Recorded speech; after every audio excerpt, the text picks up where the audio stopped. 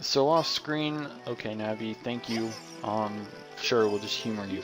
Anyways, in the last episode, we had got up to 6 of the magic beans. Off screen, I got 2 more, putting me at 8, and we're going to be buying the remaining 2 on screen here, just to show that we got them all. It costs us 190 to get the remaining 2. That's why I had to kind of get the other 2 off screen, just so that way we could get all of them and be done with it. So we do have all 10 of the magic beans. I will be planting them off screen sometime later today after I'm done recording. So just kind of throwing that one out there. The first one that you need to plant is actually right next to him, so that's just something we'll deal with, eventually. But yeah, we need the chicken now. We tried to do this in the last episode, failed pretty badly. And we're going to go ahead and try it again. So let's see if we can't get the ledge this time. All right, good. You want to use the chicken so you can actually reach that ledge, and that way you can just jump over to this ledge and get the piece of heart. So we still need the chicken because there's another piece of heart here that requires us to do a little bit of hovering, and yeah, last time I was trying to get there with the chicken, but the Tektites kept knocking me around, so the chicken was able to kind of like move into the water, and then it kind of just flew back to the beginning of the area, and that would have wasted a bunch of time. So yeah. And this is actually the second time that I've had to record this. Last time over in that other direction you saw there was a whole bunch of water.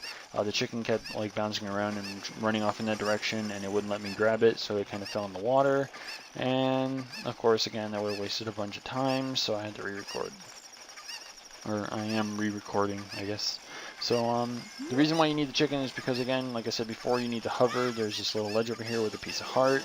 So you could do that. If you wanted to, I think at a later time, you could always come back here with the boomerang. It works, I think, for both of the piece of hearts that we just got, but the chicken works as well. And it's better to get them now than later. I mean, more health throughout the remainder of the game, so why not? And you need this gold Skulltula, particularly because we're going to be getting something important later on in the episode, so be sure to get it. If you are like playing along and it's daytime for you, just play the sun song and it'll appear. And of course, when you see a Triforce, you have to play the Zelda Lullaby, which is going to part this waterfall here, which is also going to give us access to the Zora domain. In here, there's going to be quite a few important things that we're going to be getting. Few important things, and there's at least one thing here that we need in order to even progress through the game, so something that you need to definitely come in here and do. I like how this place is kind of pretty. It's like one of those magical water type of places, so it's pretty cool. But first thing we're going to be doing is some more torch lighting. I'm sure that everyone's enjoying doing the whole little thing where we have to light up a bunch of torches in order to do something, and I promise you this one's definitely worth it. Let's see if we can't get... Okay, good. That placement was good enough, so we'll just call it a day on that one. I don't think this torch goes out, but the others that you light along the way will. So if you light them all up in time, you get a pretty nice reward. So I do recommend that you do it. I'm not gonna roll here because I don't even remember if it puts out the flame or not, and you really don't want to have to like backtrack and whatever. The remaining 2 torches are actually pretty well hidden if you don't know what you're doing. They're both here, and if we can just... Okay, there we go. Once you have all the torches lit up, a chest will appear, and you know what big chests usually mean. It usually means some kind of... Okay, if you're in a dungeon, it usually means either a dungeon map, compass, or a treasure. So, considering this isn't a dungeon, there's no map or compass, this has to be a treasure, which is going to be a piece of heart. So like I said, it's definitely worthwhile. I recommend doing that. Before we go back up, which we're going to need to do here in a second, there's fish in the water here, and we're going to need to bottle one for later, because the next dungeon is going to require a fish in order to get in.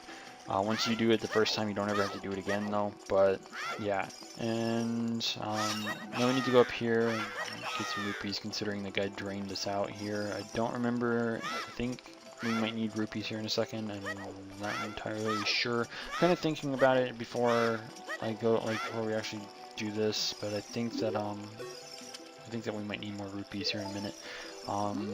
So he's going to talk about Princess Ruto and how she's missing. Well, the mandatory things over here, and thinking about it, yeah, I want to pick up some more rupees just in case, because I think that this mini game that we need to do, it requires, I think, 20 rupees. So we just need to make sure we get at least 9 more. Um, what we get for this mini game is the silver scale, if I remember correctly. And what it does is instead of 3 seconds of diving underwater, you get 6, which we're going to need to get a bottle out in Lake Hylia, and now we need to respawn these these pots that we can break them and get some more rupees. So, and good, we got a blue one, so that's more than enough rupees, as long as we don't screw this up on the first try, which even then you get rupees back for playing, so it shouldn't be that difficult for you if you really can't do this all that well, but still, it shouldn't be that hard. So now that we've got at least 20 rupees, I think it's 20 rupees to play this game. So you want to talk to this guy, and yeah, it's 20 rupees. So what he's going to do is he's going to take rupees and he's going to throw them into the water, and we have to dive down there to get them. And of course they're all blue rupees, and of course when we get them we get, you know, the equivalent of what they're worth. So 5 rupees each. Hooray. So we're just going to go ahead and take care of this. You have 50 seconds. There should be ample time to actually pick up every single one of these and still have time left over. I mean, I don't really see anyone having that much of a problem with actually picking these up. And 2 of them tend to usually be really close to each other, so it's not like you can't just pick up 2 at the same time. Like as you can see here, yeah, we got them pretty easy.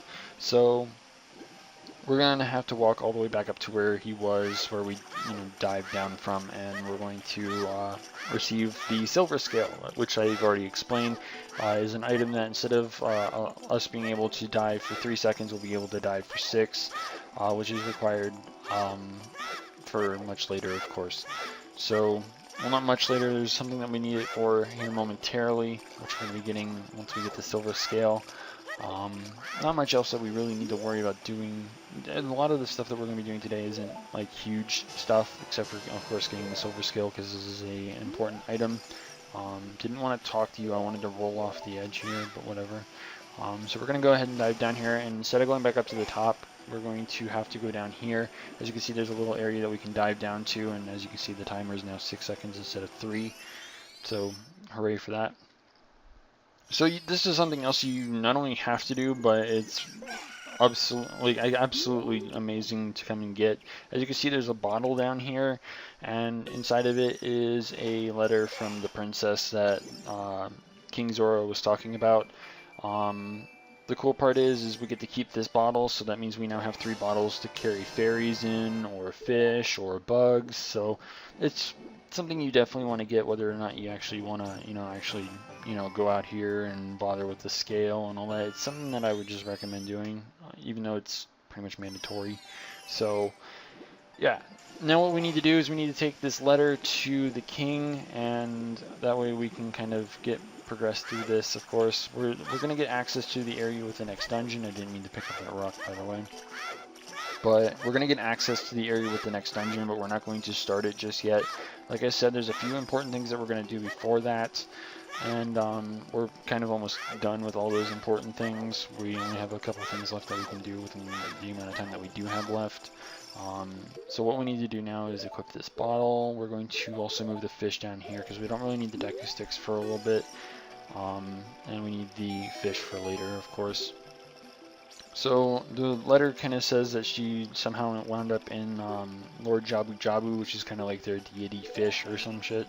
And this is kind of annoying. I really hate this. As you'll see, he kind of moves really slow, and he makes these really weird me noises. So yeah, we're just gonna kind of go ahead and let him, do his little, side whatever crap, and while we wait for that, what we're going to be doing in the area behind here, which is known as the Zora Fountain, there is a gold Skulltula as well as a fairy fountain back there that we're going to be visiting.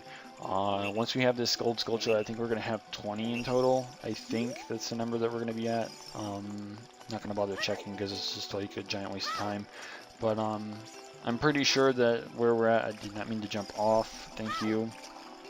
But I'm pretty sure where we're at, we have enough to get the next reward, which, believe it or not, you really want to get, especially now. The reason why we're going to be getting it before we go into the dungeon is because, well, you'll understand when we get to it. Trust me, you'll understand. So we're here in the Zora Fountain. As you can see, there's this giant fish, which is Lord Jabu Jabu. I believe I think it was in Wind Waker, he was referred to as Jaboon. I don't really remember. I've never actually played Wind Waker. I've only watched people play it, as well as heard like people talk about it.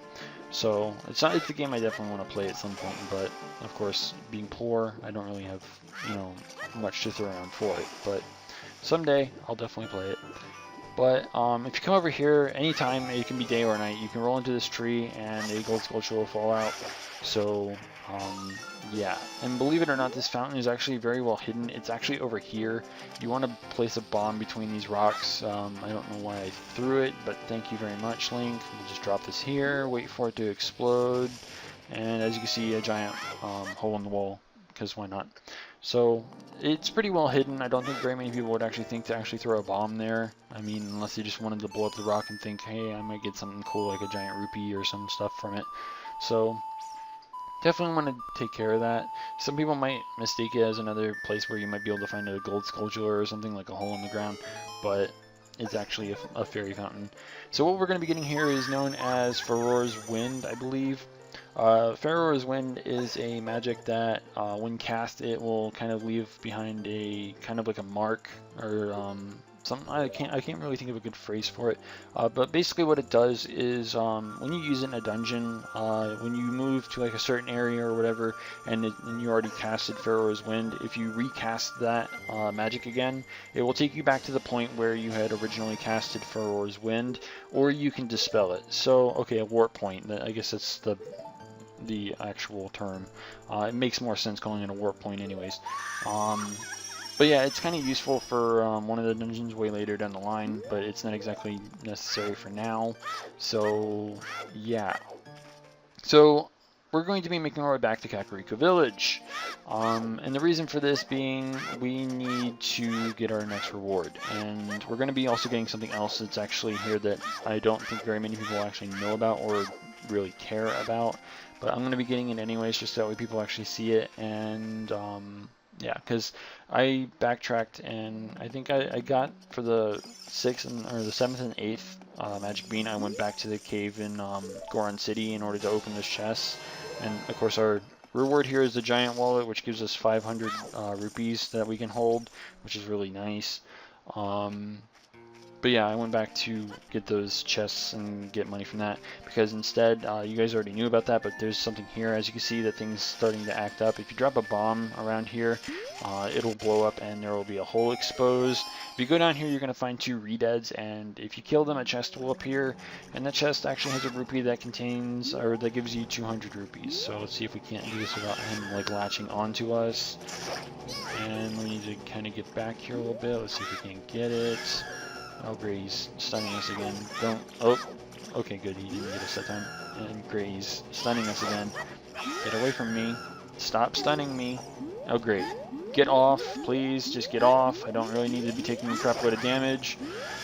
Oh, great. Here we go again. And, okay, get off, please. Get off.